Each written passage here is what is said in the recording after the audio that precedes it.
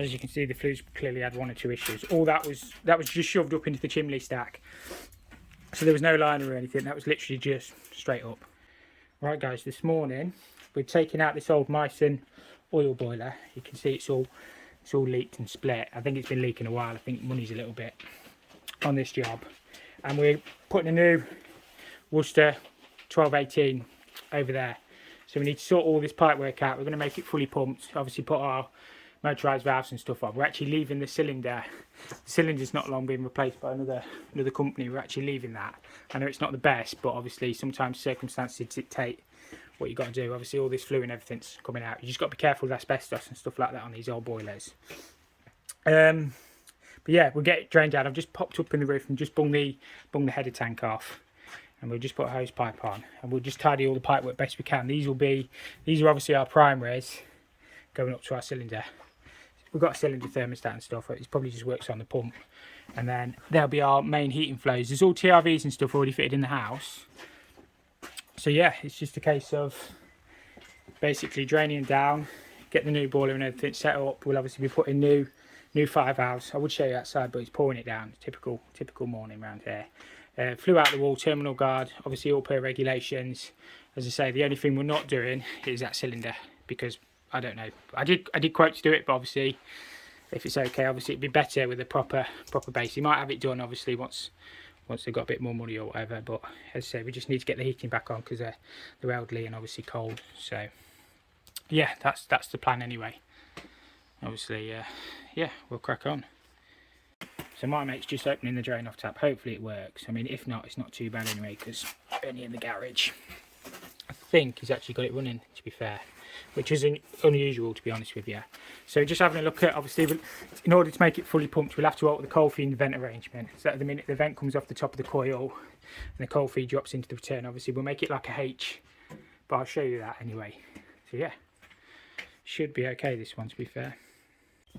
I think this flue goes into a chimney up at the top. I think it was about ready to fall down anyway, so that probably wasn't the safest. Obviously it should have all been clipped originally, but to be honest, you see that much rubbish installed on oil that it makes you wonder how more people don't get hurt from carbon monoxide and stuff.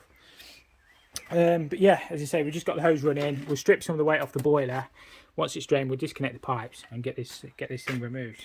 We'll probably get the new boiler sort of set up and the flue hole out while that's draining.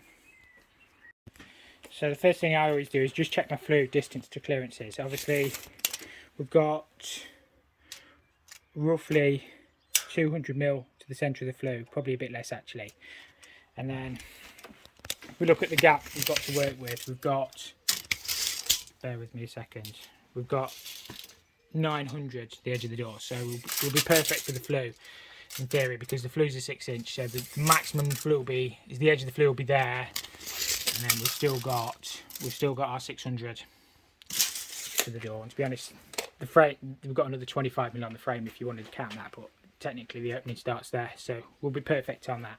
So that the boiler will sit sort of that way on. We'll get the flue done. The condenser will have to go into a ground core outside, and then we'll put 5 valve and you know all the oil bits outside and just bring new lines and stuff through. So yeah, so our hoses stop running. What I'm going to do is cut this whole vent off. Obviously you want to mark all your pipes up what they were before. I've actually started the oil through, but you want to mark all your pipes up so you know what they did. Obviously that's vent. We've got 15mm ones cold feed, and then we just got heat and flow returns. Most of this will be coming out anyway because we'll replace it all to make it fully pumped.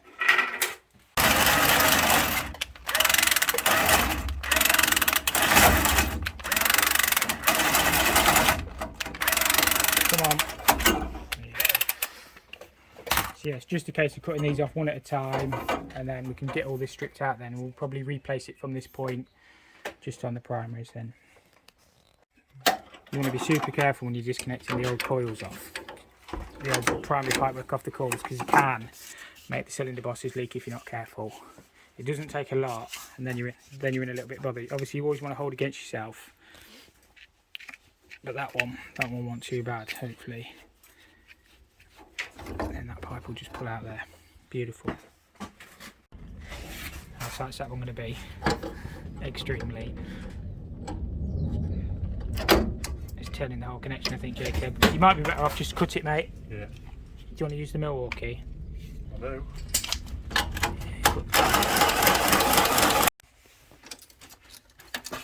I've already isolated the oil at the tank. Just make sure you don't spill any anywhere, because it's horrible stuff, to be fair. And we'll just cut that line there somewhere, just so we can get the boiler disconnected. Try not to get any on your hands either, because it's horrible. Bend that up out of the way. So when we take the boiler out, that shouldn't get any out. We can push that pipe up as well. And then all that line up, we're going to replace it from outside anyway and put the new fire valve and stuff outside. As you can see, the flues clearly had one or two issues. All that was just shoved up into the chimney stack. So there was no liner or anything. That was literally just straight up. So obviously it's just rotted away over the years. But as I say, it's all safe now because it's all been removed. But it's just you wouldn't have really wanted that working anyway, to be honest with you. It's not the best. Right, we've got that old boiler dragged out. I've just broken the slab in half just to make it a little bit lighter. We're going to get all this swept up and clean it up, and then we can see where the new pipework's going to run then. Right, so I've got all the floor swept out. What we're going to do, we've actually been specified a 3-port on this job. I don't really like 3-ports because they're harder to fault find on. But what we're going to do is probably put the 3-port here. We'll take the cylinder, not the cylinder cold feed, the heat and cold feed and vent off before it. They've got to be a maximum of 150 apart. So flow from the boiler, vent, cold feed into the 3-port. A will go back down, pick this one up. The B port will go up above my head and pick the cylinder feed up. And then we'll just get the returns. We'll keep the cylinder return as last one back into the boiler, and then obviously we'll put the filter and stuff on. And obviously the pump will come off after the cold feed and vent, if that makes sense. So it won't pump over. So we've got cold feed, vent, cold feed, pump, 3-port, and then pipework connections. Nice and easy. And we'll probably keep, before the pump was on the return, we'll keep that as the return, keep that as the flow, just in case the radiator valves aren't bi-directional. They're all TRVs. I think they're all new ones anyway, but we'll just keep things as they were, and then you're not affecting anything. We'll space it all so we can lag it. And yeah, I'm not too sure what we can do with these. Obviously that's mains up, that's hot water distribution pipe down, but we're not really touching any of that. But if we can tidy it up a little bit, we will. And then that was the old cold feed to the heating, which we need to pick back up, and that was the old vent that you can see up there on the 22. So yeah, pretty easy really. My mate's gonna do a lot of this.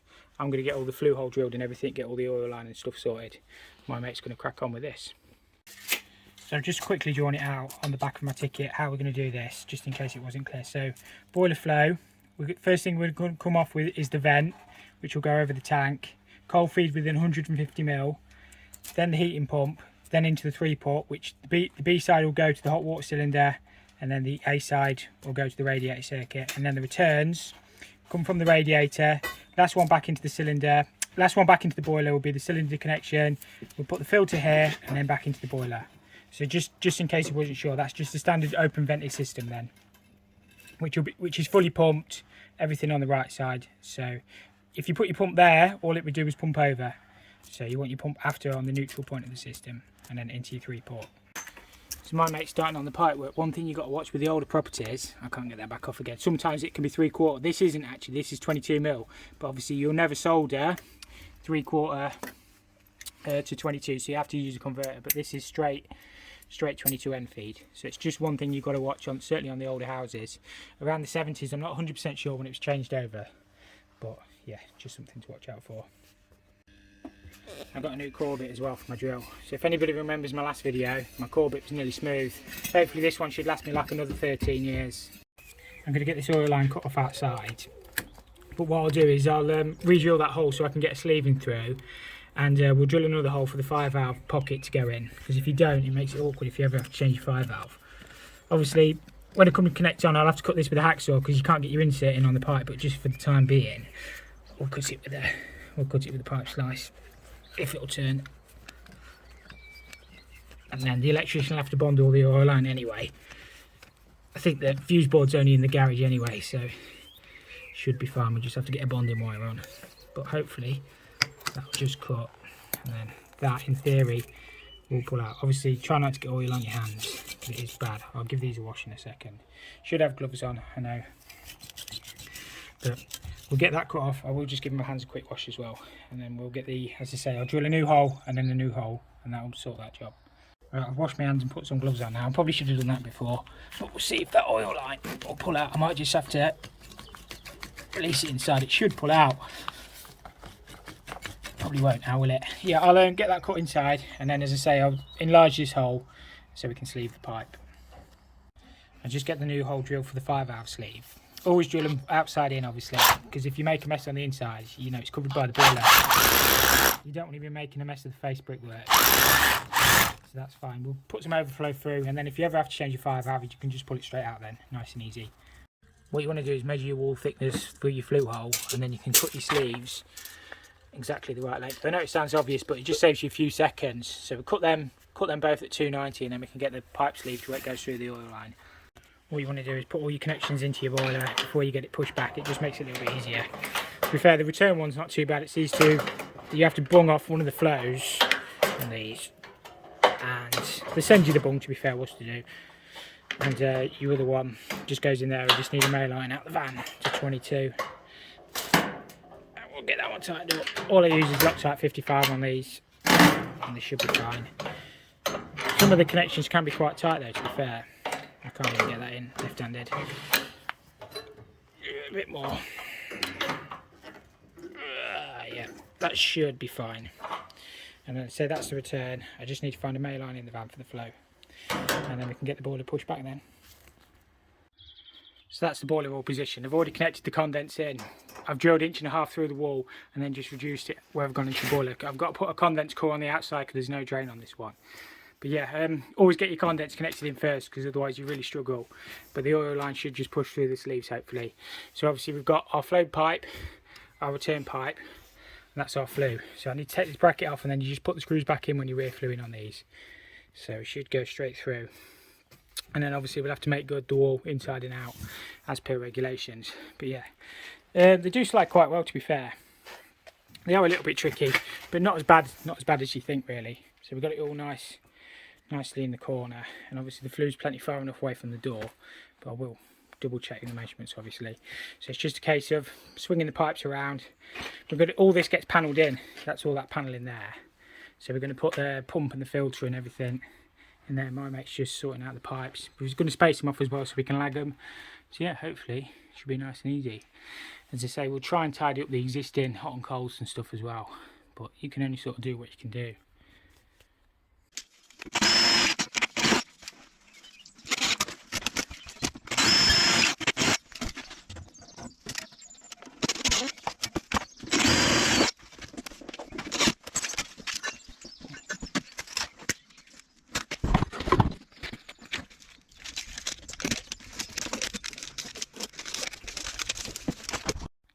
That's my flue all connected in. Obviously I need to make good on the inside and the outside, but I've got a slight fall coming back into the boiler. All I've got to do now is meet up where Jacob is, obviously get my flow and return in, get pump and valves and that set up, and yeah, should be getting there. The electrician's booked in for tomorrow morning, so obviously we're going to put a frost start, upgrade the room start and all the controls and everything, but the electrician will sort all that, and yeah, it's going alright. I've just set my laser up. All I'm going to do, put another couple of rows of clips along here somewhere, and we'll just have to have an air tap on the flow, and then the pipework will just run along around and then connect in. So I think I've shown my laser before. It's just a Bosch one. It's nothing fancy, just does the job. But yeah, Jacob's doing a good job of that. I think he's got the flow from the cylinder sort of connected up. We're going to put an air tap on there, and then he's going to try and do a crossover over that timber, and then that'll go into the B port on the 3 port then. And then the flow will come along, A port to the heating, which is one of them too, and then yeah, should be fine.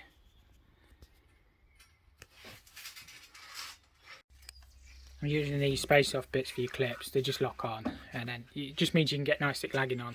We're going to put a frost out on it anyway, but hopefully it should keep all the heat in and stop anything freezing. That's the idea anyway. I mean, there is an argument to say not to lag your return, because obviously you want your return to come back a little bit cooler so the boiler's condensing more, but in the garage you really don't want it freezing. So we just need to get them levelled in, and then I'll put another row of clips just behind Jacob. We're just moving them ones we just put in so everything runs straight, and then yeah, should look fine.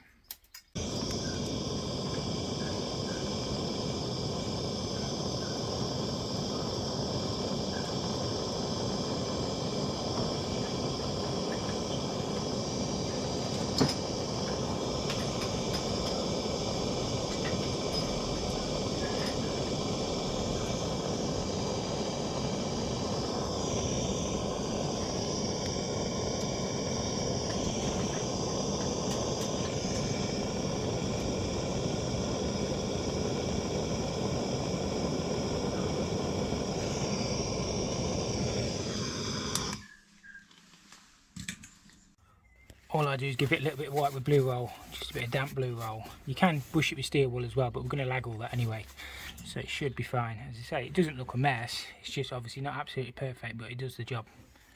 So that's just our flow running along, dead straight. Jacob's connecting the other end. Just got a return. We're going to put our filter over there, somewhere where Jacob is.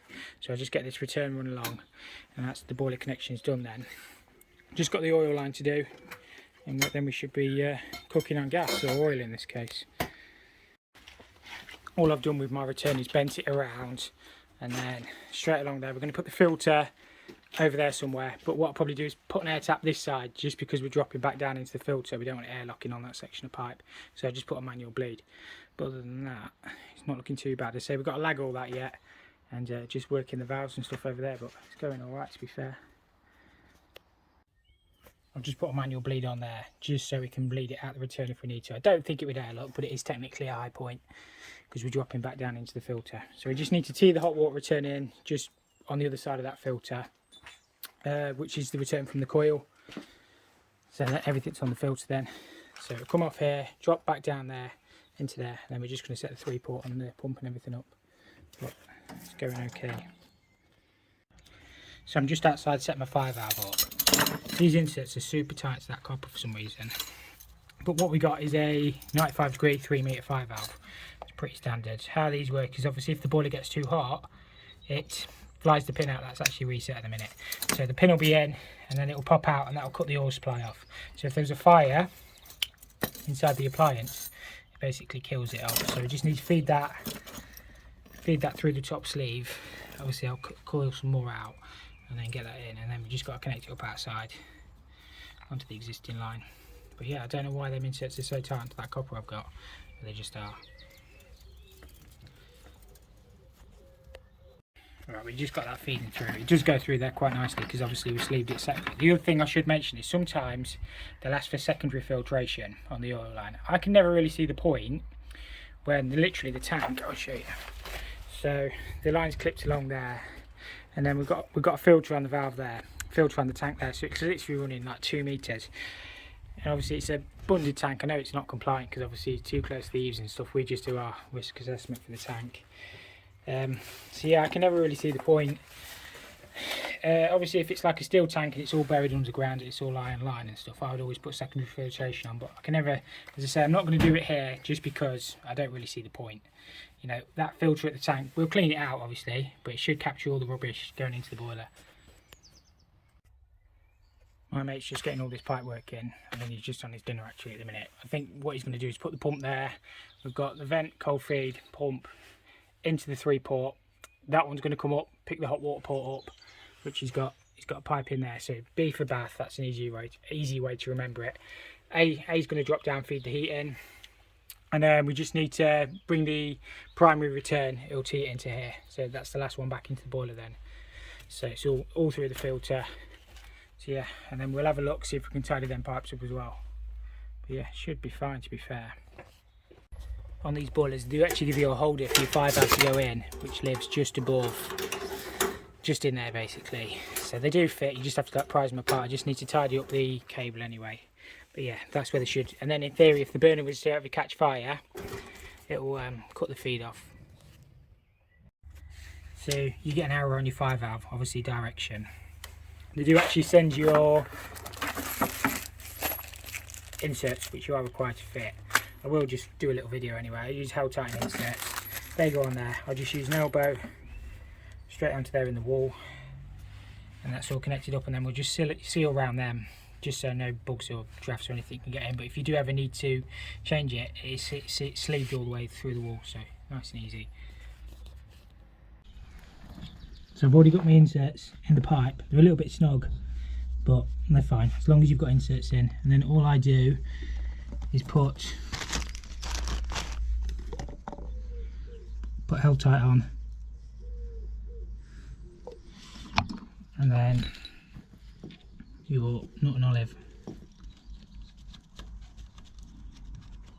probably tighten that one up last because I'll never get the so yeah, female compression thing, and then held tight just around that, and the same that end. Held tight. I struggled to get that nut on actually. I think I just damaged the end of my pipe slightly tapping my insert in, but it's fine. So plenty of held tight. Probably just have to whip that one back off there.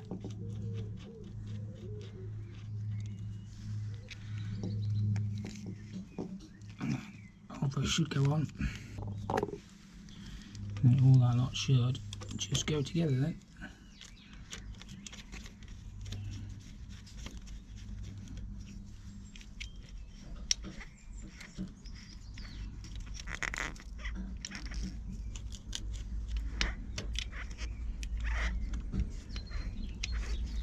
He says, there we go. So when you're tightening these up, you don't have to go mental. You're only on small copper.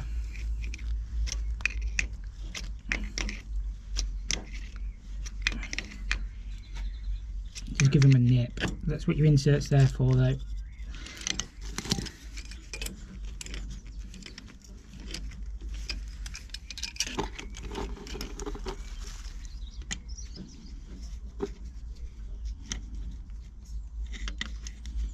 Probably should have got my spanner ready before, but so you'd have to go mentally tight with them. And then just nip that up. Try not to get stung by the nettle, which will probably sting me.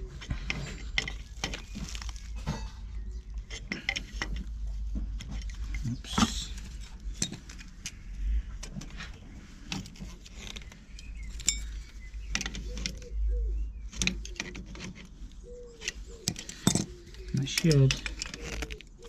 That should be fine. We'll just put a clip on there. I use a brass standoff, straighten that up a little bit, and then yeah, all should be good. Pretty much got all the boiler done now. Just got the flue to finish patching up on the outside, and obviously commissioning it out. Just while my mate's finishing connecting the pipes in over there. But looks all right. That, to be fair, I think it does anyway. I've just sanded and cemented up around the flue.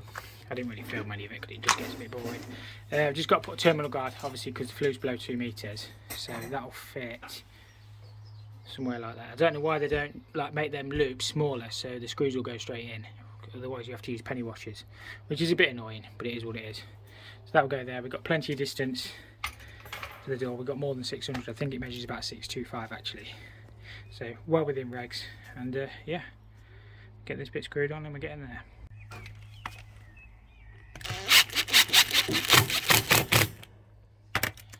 Perfect. Nice good fixings, and yeah, should be fine. So I'm back on this one today. It's actually like the morning / afternoon of day 2. I've been to a few other jobs this morning. The electrician's been here wiring it all up. We got all the pipework and everything done yesterday. So we got vent, cold feed, pump, 3-port. I always put a gate valve on my primary return. It's just so it's basically like a lock shield on a radiator, so you can balance it down if you need to. So we've got that on there.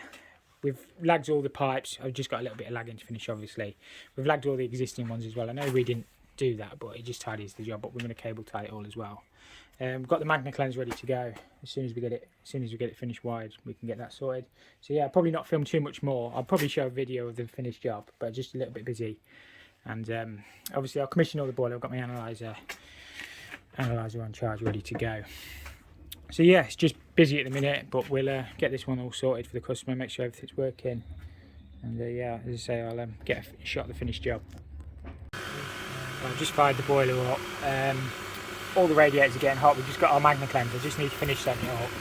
Because at the minute we're on 11.2. Should be 11.5 I believe on these. Always refer to your manual.